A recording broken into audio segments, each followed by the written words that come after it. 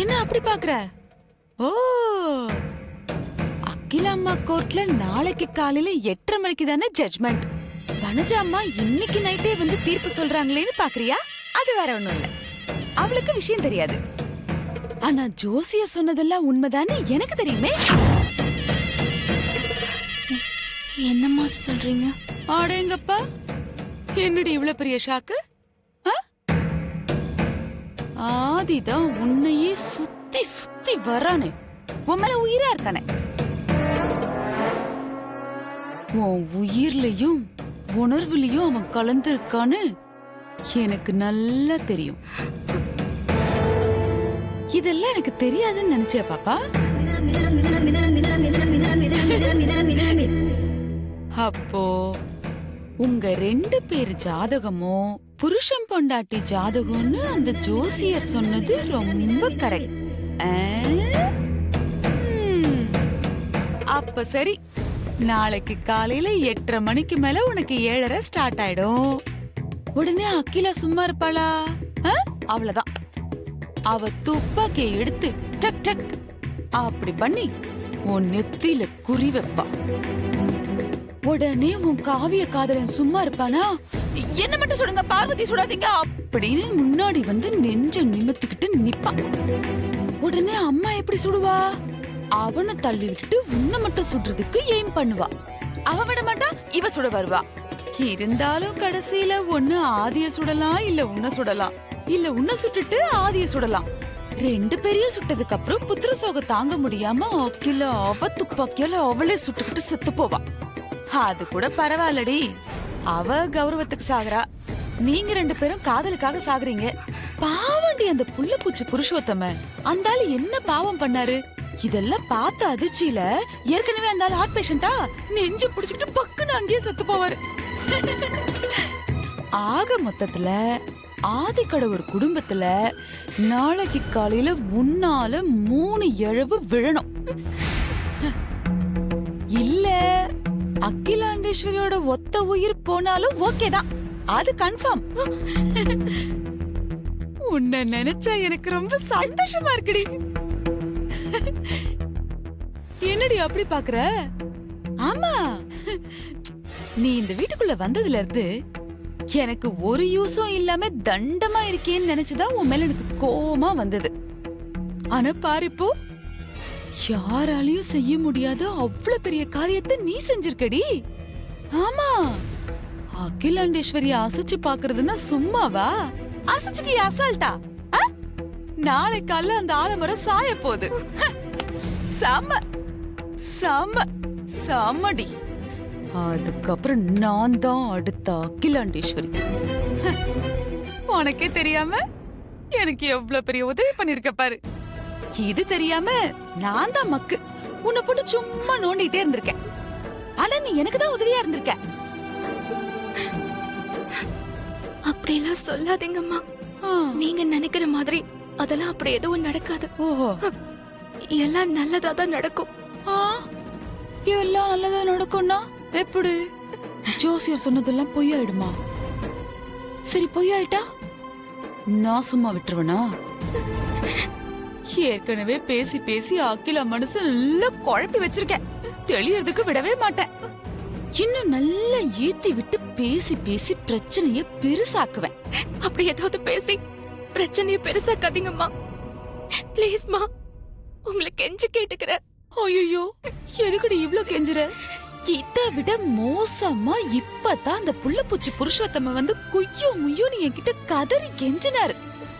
அதையே நான் காது கொடுத்து கேட்கல, கேட்க மாட்டேன்னு சொல்லிட்டேன். அப்புறம் நீ கெஞ்சினா மட்டும் நான் கேட்டுருவேனா? இங்க பாரு பார்வதி, நாளைக்கு என் டார்கெட் ஒன்னே ஒண்ணுதான், ஒரு உயிர். அது உன் உயிரா இருந்தாலும் சரி, த கிரேட் அகிலாண்டேஸ்வரி உயிரா இருந்தாலும் சரி, இல்ல அந்த காவிய காதலன் ஆதியோட உயிரா இருந்தாலும் சரி, இல்ல 3 சேர்த்து ஹேட்ரிக் அடிச்சாலும் I don't have any problem. கொசுரா புருஷோத்தம செத்தாலும் சிறப்பு, மிக சிறப்பு, எனக்கு மகிழ்ச்சி தான். உங்களை கெஞ்சி கேட்டுக்கிறேம்மா, தயவு செஞ்சு உங்க மனசை மாத்திக்கோங்கம்மா. பிரச்சனை எதையும் பெருசு பண்ணாதீங்கம்மா. அதுக்காக நீங்க என்ன சொன்னாலும் நான் கேக்குறேன். ஓ, நான் என்ன சொன்னாலும் கேப்பியா? கேக்குறேம்மா.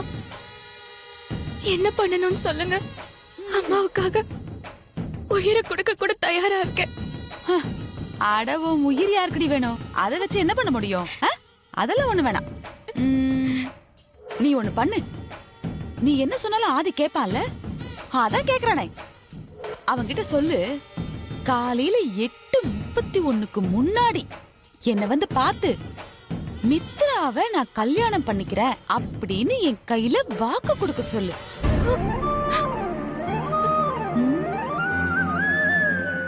அதிர்ச்சியா இருக்குல்ல? சொல்லும் போது எனக்கும் கொஞ்சம் அதிர்ச்சியா தான் இருக்கு. ஆனா வேற வழி இல்லையே. நீ அவன்கிட்ட சொல்லிடு. 8:31க்கு முன்னாடி வந்து என்ன பார்த்து மித்ராவை கல்யாணம் பண்ணிக்கிறேன்னு என் கையில வாக்கு கொடுத்துட்டான்னா அதுக்கப்புறம் எனக்கு என்ன பிரச்சனை? இந்த வீட்ல இடியே விழுந்தாலும் எரிஞ்சே செத்தாலும் நான் வாயை திறக்க மாட்டேன். அப்படியே பேசாம நின்னு வேடிக்கை பாப்பேன். அப்படி நடக்கலன்னா நான் சொன்னதை செஞ்சிருவேன். நாளைக்கு காலையில 8:30 மணிக்குள்ள ஆதி என்கிட்ட வந்து மித்ராவை கல்யாணம் பண்ணிக்க சம்மதம்னு எனக்கு வாக்கு கொடுக்கணும். அப்படி கொடுத்துட்டானா எல்லாருக்கும் நல்லது. அப்படி இல்லைன்னா அகிலாண்டேஸ்வரி உயிர் போறது கன்ஃபார்ம். அதை யாராலையும் தடுக்க முடியாது. அழ ஆரம்பிச்சிட்டேன். சரி, நான் கிளம்புறேன். அடடே, அரிசி முட்டை எப்படா வந்த? இதான் ரொம்ப ஷார்ப்பாச்சே, எடுத்து சொல்லுவான் அக்காக்கு.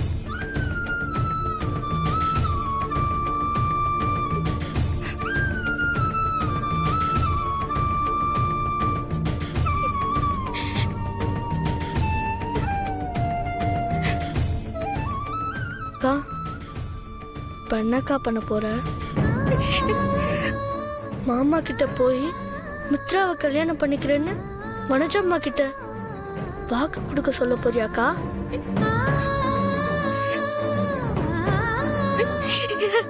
அவர் கட்டின தாலி என் கழுத்துல இருக்கும் போது என்னால எப்படி மாமா கிட்ட போய் அப்படி வாக்கு கொடுக்க சொல்ல முடியும்? அப்ப வனஜம்மா இப்ப வந்து மறைச்சிட்டு போனத மாமா கிட்ட சொல்லிடலாமாக்கா? வேண்டாண்டா கணேசா. ஏற்கனவே மாமா வனஜம்மா மேல ரொம்ப கோவமா தான் இருக்காரு. இப்ப போய் இத சொன்னா அவர் கோவம் இன்னும் அதிகமாயிடும். அதனால பெரிய பிரச்சனை ஆயிடும். அப்ப வனஜம்மா இப்படி சொல்லிட்டு போறாங்க, அதுக்கு என்னக்கா பண்ண போற? நான் கும்பிடுற கடவுள் என்ன கைவிட மாட்டாரு. எனக்கு நம்பிக்கை இருக்கு. கடவுள் உனக்கு கை கொடுப்பாரா கை விடுவாரான்னு எனக்கு தெரியாதுக்கா. ஆனா நிச்சயமா மாமா உன்னை கைவிட மாட்டாருக்கா. என்னடா சொல்ற? அப்பா நாளைக்கு காலையில உன்னை ஊருக்கு போக சொன்னார்ல, அது மாமா கிட்ட போய் சொல்லிட்டேன். இதெல்லாம் ஏன் நீ அவர்கிட்ட போய் சொன்ன? உனக்கு ஏதாவது செய்யணும்னு எனக்கு தோணுச்சுக்கா. அண்ணா மாமா கிட்ட போய் அப்பா சொன்னதையும் நீ போக மாட்டேன்னு சொன்னதையும் மாமா கிட்ட சொன்ன. எல்லாத்தையுமே நான் பாத்துக்கிறேன், நீ கவலைப்படாத, உங்க அக்காவையும் கவலைப்படாம இருக்க சொல்லுன்னு என்கிட்ட சொன்னாருக்கா. காலையில எல்லாமே நல்லதாவே நடக்கும்க்கா. நான் அம்மா கிட்ட வேண்டிட்டு இருக்கேன், நீ தைரியமா இருக்கா.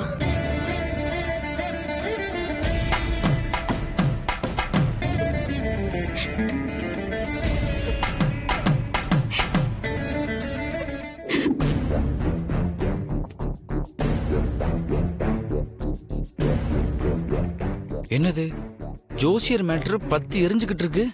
ஒட்டுமொத்த வீடு டென்ஷனா இருக்கு. ரோம் நகரம் தீ பிடிச்சி எரிஞ்சுக்கிட்டு இருக்கிறப்போ நீரோ மன்னன் ஃபிடில் வாசிச்ச கணக்கா ஐசு சாங் கேட்டு என்ஜாய் பண்ணிக்கிட்டு இருக்கா.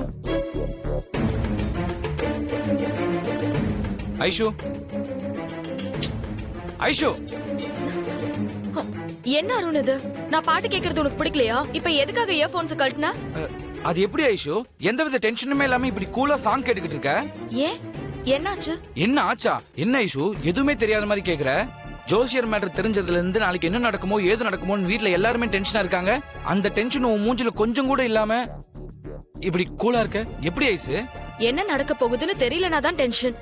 எனக்கு தான் எல்லாமே தெரியுமே. அப்புறம் எதுக்காக நான் டென்ஷன் ஆகணும்? என்ன இவ எல்லாம் தெரியும் சொல்றா? ஒருவேளை ப்ரோ அண்ணி கல்யாணம் இவளுக்கு தெரிஞ்சிருக்குமோ?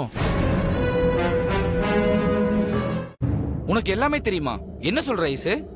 நம்ம வீட்ல இருக்கிறவங்க ஆண்டி முதல் கொண்டு எல்லாருக்கும் என்ன டென்ஷன்? ஜோசியர் ஆதி பார்வதியோட ஜாதகத்தை பார்த்துட்டு புருஷன் பொண்டாட்டி ஜாதகம்னு சொல்லிட்டாரு. அத உண்மையா பொய்யான்னு தெரிஞ்சுக்கிறதுக்கு நாளைக்கு காலையில வரைக்கும் டைம் கொடுத்திருக்காரு. அதானே? ஆமா அதான். ஆதி பார்வதி பத்தி முழுசா புரிஞ்சுக்காதவங்க குழம்பி போய் டென்ஷன் ஆகலாம். அவங்க 2 பேரை பத்தியும் எனக்கு நல்லா தெரியும். அதனால எனக்கு எந்த குழப்பமும் இல்ல, டென்ஷனும் இல்ல. இவ வேற இன்னும் குழப்பறாளே. இவ எது தெரியும் சொல்றா? ப்ரோ அண்ணி கல்யாண மேட்டர் தெரியும் சொல்றாளா இல்ல எதை சொல்றா? ஒண்ணும் புரியலையே.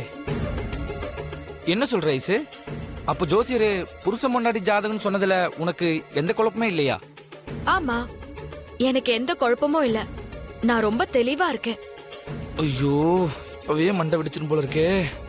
ஜோசியர் சொன்னது பொய். ஜோசியர் சொன்னது பொய்யா? அது எப்படி சொல்ற ஐஸ்? ஆதி அம்மா புள்ள.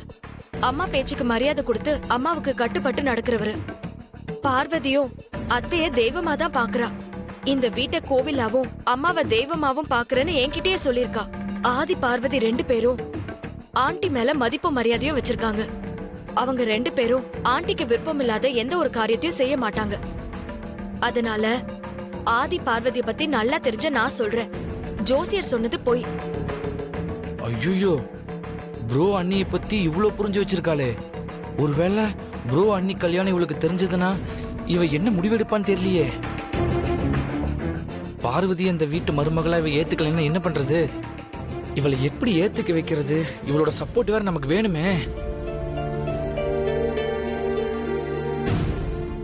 என்ன அருண், பேச்சையே காணோம். நான் சொன்னது கரெக்ட் தானே? கரெக்ட் ஐஸ், நீ சொல்றது ரொம்ப கரெக்ட். ஐஸ், எனக்கு தூக்கம் வருது, நான் போய் தூங்குறேன்.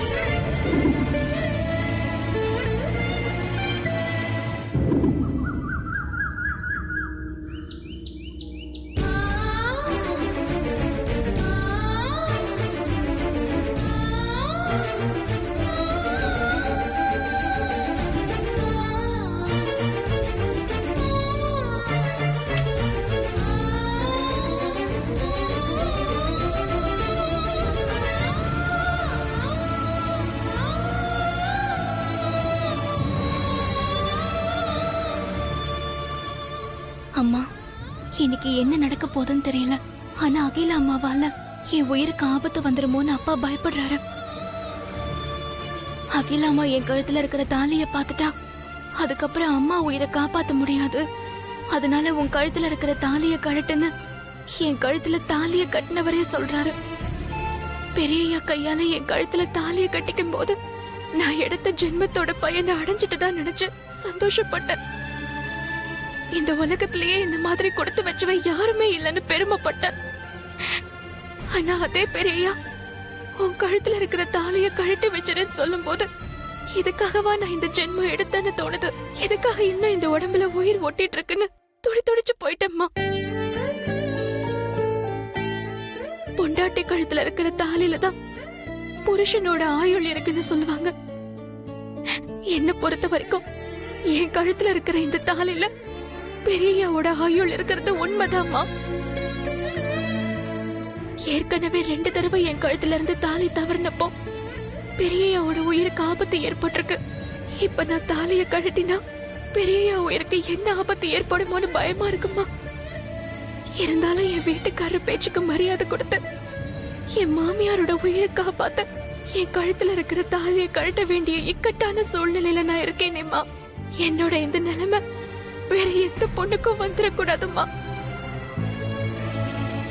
என் மனச கல்லாக்கிக்கிட்டு வேற வழி தெரியாம தான் என் கழுத்துல இருக்கிற தாலியை நான் கழட்ட போறேன். என்ன மன்னிச்சிருமா. மறுபடியும் பெரியயா என் கழுத்துல தாலி கட்டுற வரைக்கும் அவருக்கு எந்த ஆபத்தும் வராம நீதாம்மா காப்பாத்தி கொடுக்கணும். என் பூவும் பொட்டும் என்னைக்கும் நிலைச்சிருக்கணுமா.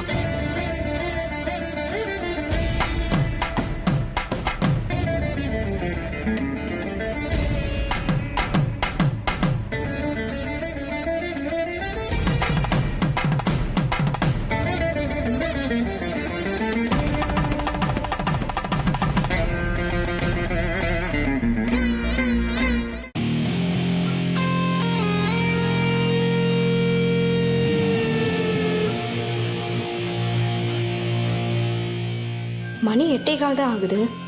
என்ன இன்னும் யாரையும் காணோம்?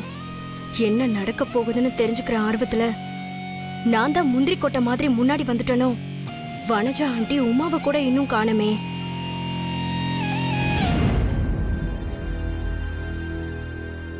என்ன நடக்க போகுதோன்னு எனக்கு ஒரே டென்ஷனா இருக்கு. ஆனா இந்த ஐஸ் எந்த டென்ஷனுமே இல்லாம ஃப்ரெண்டை ரிசீவ் பண்ண ஏர்போர்ட் போயிட்டா.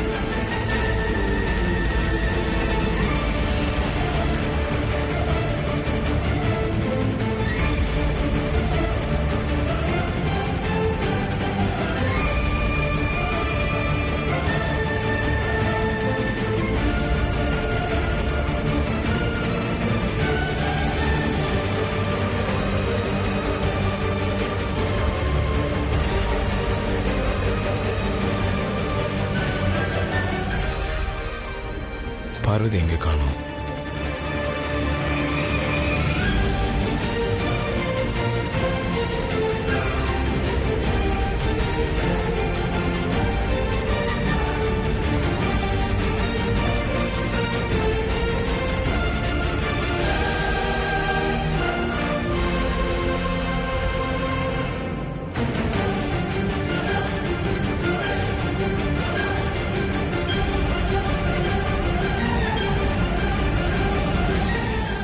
சுந்தரம் வந்தாச்சு.